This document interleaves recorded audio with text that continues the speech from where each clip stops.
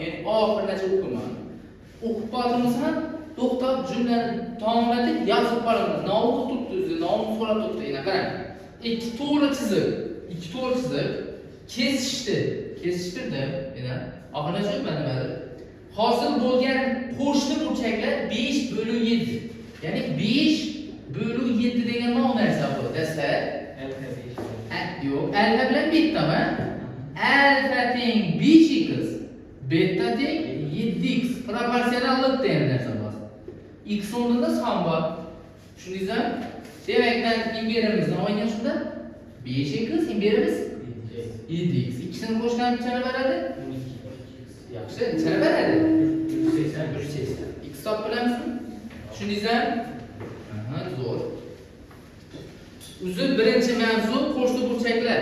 Uzun asosiy narsa. Qo'shni burchaklar mavzusi. Xo'p. Qo'shni burchaklarda aytdik-ku, ikkisini to'g'rimi? Bu bilan ikkisi olti bog'lanadi. Bular vertikal burchaklar deb aytiladi. Vertikal burchaklar har doim teng bo'ladi bir-biriga. Tushundingizmi? Vertikal burchaklar, bu bilan bu vertikal, bu bilan bu vertikal. Vertikal burchaklar har doim nima bo'ladi ekan? Teng bo'ladi. Xo'p. Endi buni ko'rdik.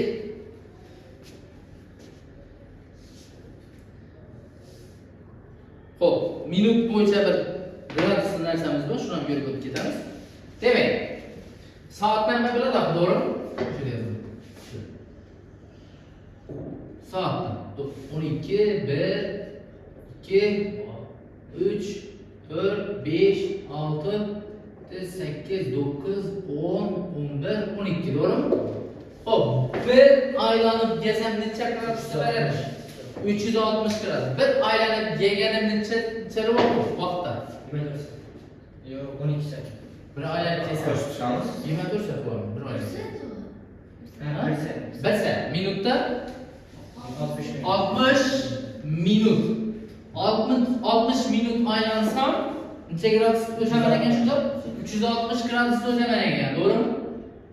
Shunda 1 minutim necha gradus ekan desa, x deyman. 1 minut topacakman. Proporsiya. Buni bunga ko'paytirsan.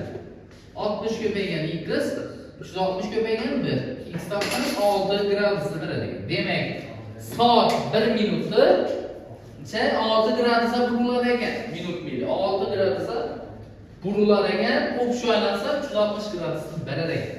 5 minutda necha gradus buriladi shunda? 30 gradus. 10 minutda 60 gradus. Tushundingizmi? Hamma tushundingmi shu o'rni? Demak, soat, minut, mili boshqasini hammasini tushunib oldik. Bu birinchi mavzusi, bu tushunchasi, planimetriyaga kirishadi.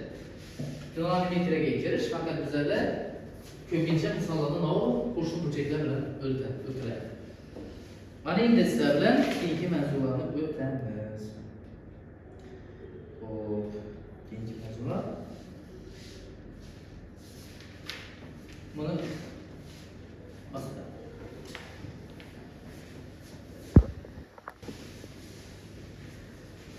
Aslında ikinci mevzu paralel to'g'ri chiziklar. Paralel degan nom o'xshashlar. Paralel bir-biriga qarama-qarshi surat bo'lyapti. Paralel degan uchrashmaydigan do'st. Hech qachon uchrashmaydi. Qachon uchrashmaydi? Ina 1, 2. Ikki to'g'risi bir-biriga paralel hisoblanadi. Hech qachon bular bir-biri bilan chatmaydi, uchrashmaydi. Agar mana shu to'g'risini sal qiyinlashtirib bersam, to'g'risi nima deydi mana? Cheksiz keladi, qaysidir bir nuqtasida kesishadi. Tushundingizmi? Deyish mumkin. Men bilmayman uni nerda deyishim qiziqadi, lekin deyadi ular. Uchrash nasib uchun, demak, mana bir xil takiz, mana bir xilda ketishi kerak. Ikki to'g'risi. Ana biz bilan ikki to'g'risi nima? Ikki to'g'risi, uchinchi to'g'risi bilan kesganda burchaklar bilan ishlaymiz. Yana ikki to'g'risi, uchinchi to'g'risi bilan kes. Necha burchak hosil bo'ldi?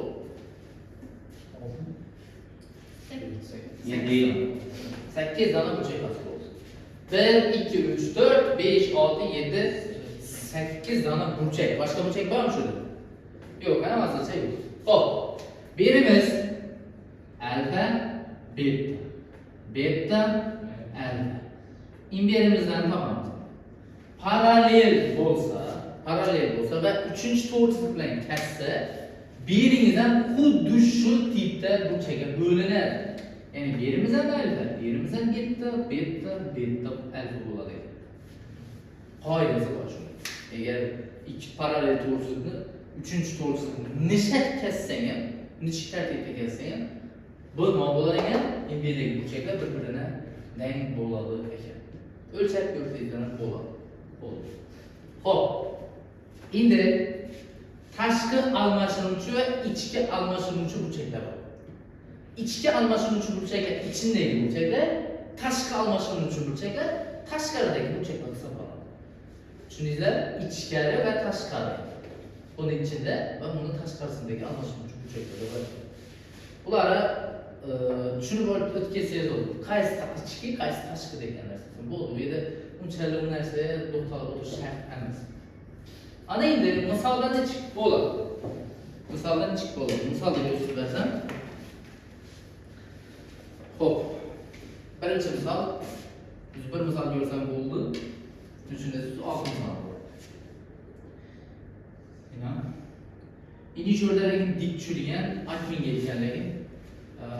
Hech qachon misollar qarab turib, imtihonda bu xato hisoblanadi. Men hozir chizmalar qarab turib, bu perpendikulyar ekan 90 gradus ekanda faqat bilmayman. Asoslovchi narsasi bo'lishi kerak. Konkretni bu 90 gradus bu degan narsasi yo'q hozir bu yerda. Kitobda yo'q shu narsa. Belirtmagan. Endi bizlar shuningligini aytib o'tib ketamiz. Mana bizlar belirtib kimlar turibdi? A, B. Nima degan ish? A, B. Ha? Yo'q. Ish belgini ol. İkisi paralel. Молодец. İkisi paralel. Yani A bilan B to'g'risi ikisi bir-biridan nima deydi? Paralel deganini bildirib turibdi. Paralel. Tushunarlimi? Xo'p, nima deydi? Birim alfa, birim x, birim 3x. Ne toplaydı? X'ini toplaydı.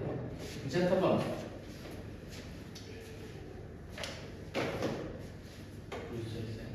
Hop, birim 3x sonra birinci oladı.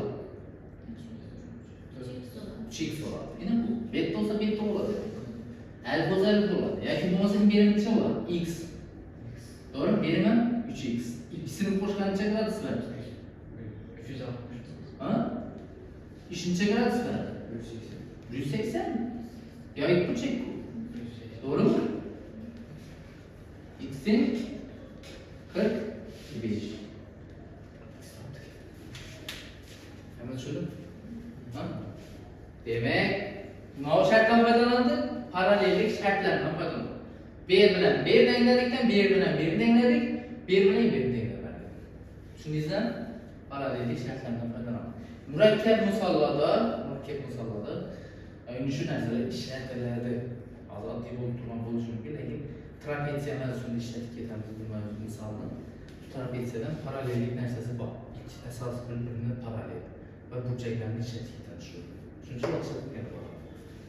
Bu parallellarda bu burchak nima degan qoidani shu vaqtda kalimada singdirib qiling. Ve asosiy mavzu bugün, asosiy mavzumuz 3 burchak. Asosiy mavzu. 3 burchakimiz. 3 burchakdan davom etadi. Kimlar? 3 ta tomoni teng bo'ladi. Yardım. 3 ta tomoni teng bo'lsa, hamma tomoni teng bo'lsa, yo'q. 3 burchak. 3 tasi. 3 ta nuqta. Uchtasi bir to'g'risida yotmaydigan 3 ta nuqta ta'riflashgan. Uchtasi bir to'g'risida yotmaydigan 3 ta nuqtani ketma-ket tutashtirish natijasida hosil bo'ladigan yopiq figura 3 burchak deyiladi. Nima biladingizda? Demak, nima deydi? 3 ta nuqtadan yasaladi 3 burchak. 3 dan bir to'g'risida yotmasa, ikkisi yotishi mumkin ekan. Üçüncüsü yapmaz. 3 sen bir to'g'risida yotsa, tutashtirsan nima bo'lib qoladi?